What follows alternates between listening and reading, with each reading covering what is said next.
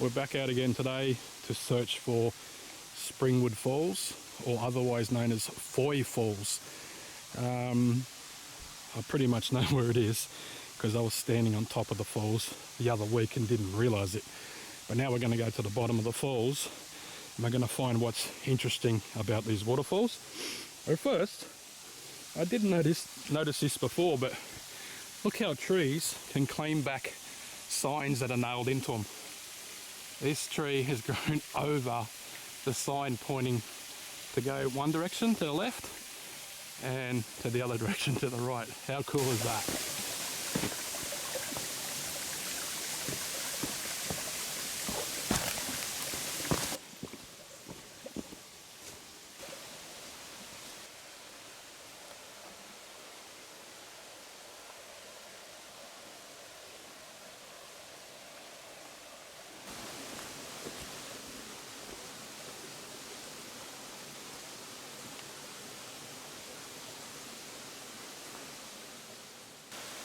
Sorry mate, no free rides today.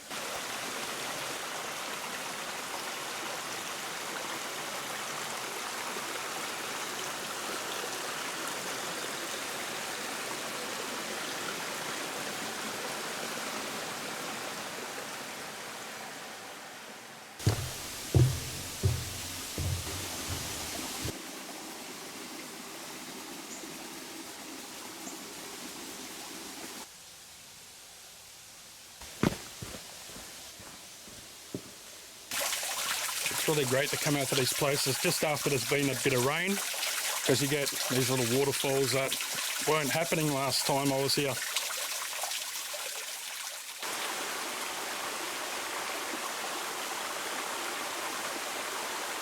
and slow. It's 100% leech territory, so I gotta go straight down there and I'll be at the bottom of Springwood Falls, and then we'll have a chat about why they call it Foy Falls as well.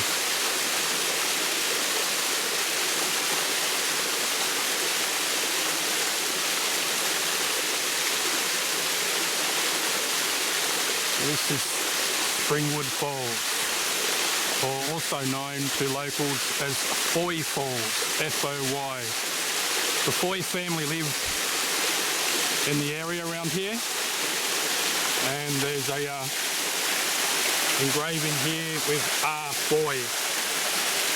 So the family wasn't really special family, just some people that lived in the area, but they did build a house that was later to be bought by the Australian painter, and I think he made sculptures, Norman Lindsay. So you all heard or seen the movie Sirens with Elle Macpherson in it, and that's about Norman Lindsay and the house that he ended up buying, and it was off the Foy family. So not sure who R. Foy is, but there was a Martin Foy, so it probably could have been a brother, could have been a son. But anyway, after the rain here, Springwood Falls looks absolutely spectacular, and it's not running that bad that I can't just sit down here. I should have brought my thongs, but it's a bit slippery today, didn't want to bust the plugger. But there's a couple other initials in here. There's a JW, which is just over here. A couple other ones that say maybe MB or ME. They're not really, they've been there for a while and they've got a bit weathered, but R. Foy is still can be seen quite clearly, as you can see. It is R. Foy, and I'm just going to spend a little bit of time here to relax before I try and find the next feature to film for you guys. It's a great place to sit down and have something to eat and enjoy the waterfall.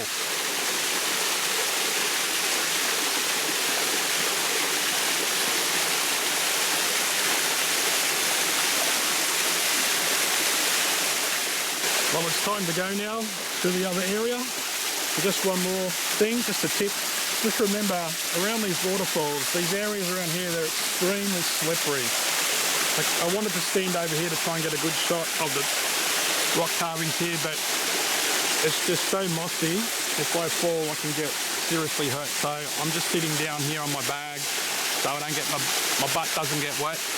And there's a JW carving here. I wouldn't mind getting a picture of it. I think it's just up a bit here, so I might just climb to the side here and try and take a picture from the side. But I got the ME, which is just up here. Looks like an ME. And the R4, but I think the JW is somewhere around here, somewhere about there. Anyway, you could probably see it a bit better when there's less water, but I think the JW is somewhere in the middle there. But I'll have a look and see if I can find it. I'm not sure who these people are. These carvings were done in the early 1900s. Anyway, it's got to make your way over here, scramble back up, back to the trail, and go back from where I came from and go to another smaller creek that joins onto the main creek, and work my way up there till I find the next feature that I've been looking for.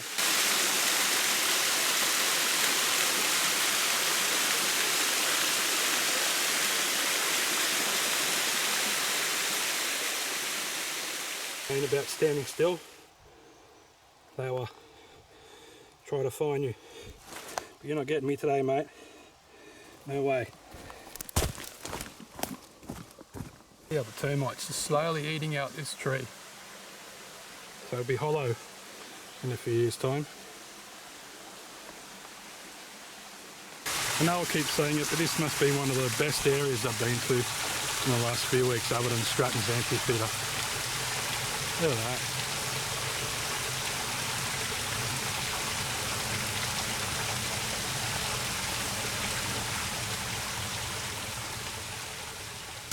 This place just keeps getting better and better and better. I'm not sure what this waterfall's called, but obviously a lot of people don't come down here. The trail doesn't look like there's a lot of traffic on it, but there's massive trees that have fallen down here. I reckon they've fallen down here probably 50 years ago minimum. They're big trees. It could be up to 100 years. You don't know. They take ages to actually get eaten away, and but they've been hanging around here for a while. And look at that waterfall. It's similar to I think it's Martin's Falls or Magdala Falls, so pretty similar to that. What an awesome area.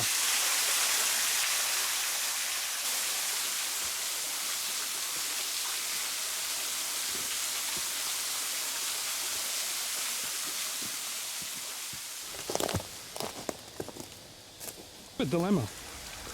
And the dilemma is there's a little creek going up here and there's a creek going up there. So what I'm going to do, I'm not far from the ends of both of these. I'll go up this way. If I don't find it, I'll come back and I'll go up that one.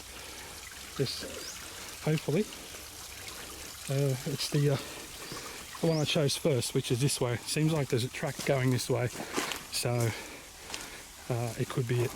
Okay, I'm walking along another creek now. So it veers off on a different direction. The one I was on ended up going up to where Robert Scott's cave was, where I knew that's where it was going to end. So I bush bashed it a bit, found this other trail that leads me up. Ooh, that big owl, I think I caught that. Just come swooping over the top. The big grey owl, or brownie kind of owl. Hopefully I caught it while I was filming. When I said it's swooping by to the other side. Anyway, let's follow this trail, and it's pretty much just following this ridge around.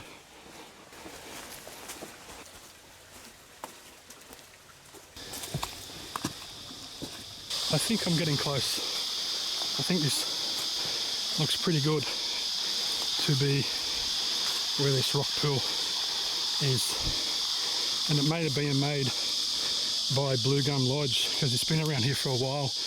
It could have been made when Blue Gum Lodge was first created, and it was a nice little rock pool where they dammed up an area with bricks and for the kids to swim.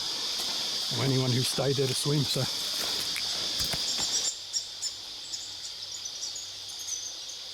This is like deja vu for me, because when I found Stratton's Amphitheatre, I was right on it, didn't realise. And I'm walking up here, I'm too worried about filming the birds here, and lo and behold, here it is. It's here. Look at the rocks, all been cut out. Got a nice little bull in on there, ready to bite me. They're like jumping. Look at this. You can see the cuts in the stone where they chiselled them. And actually on the map, it does show a rectangle. This is it.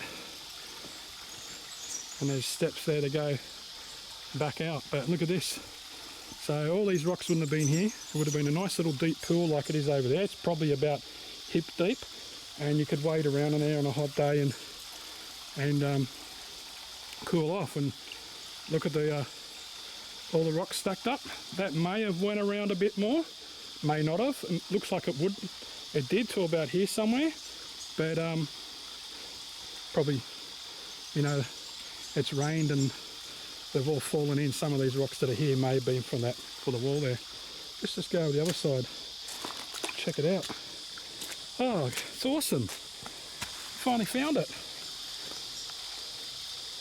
So it wasn't up near the Paddy Memorial, it was on the other creek that I said I'll go up it later. So this is it. It's awesome. Look how big, look how massive these stones are. Like, just to show, they're probably about 50 or 60 centimetres wide. There's my hand, and then so they're pretty wide. And the water is really refreshing. So this is the rock pool that they made in the early 1900s, I think. Not sure when it was made, but that's pretty deep. That sandstone that's been cut is probably as deep as probably someone that's 6 foot high, about their hip height. So it's just silted up and everything, but if you dug all that away, it would have been really deep and they would have been able to swim around. And it looks like there's just been a nice little wall put around the side there. I'll just start filming it for you guys and you can take a look for yourself.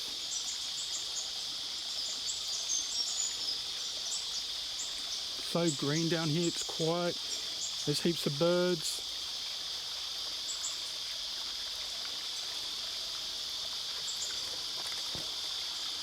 There's another rock wall here that's made to pull the water up, and then this wall here.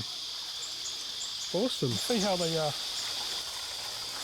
must have got a few rocks here, maybe I just used some concrete and because it's curved. Make one end of the pool, and it goes around, and you've got all the rock wall here.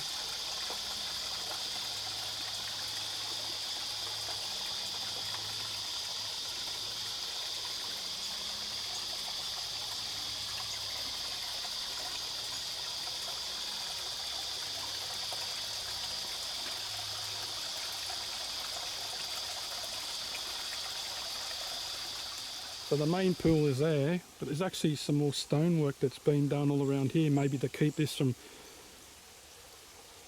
you know, falling away during a major rainstorm. And there's more brickwork right in here, and it keeps going all the way down here, and then even go down the creek here, and you can see there's actually bricks in here. I'm not sure, maybe they tried to make a little pool around here. I'm not sure, but there's bricks in here, old bricks.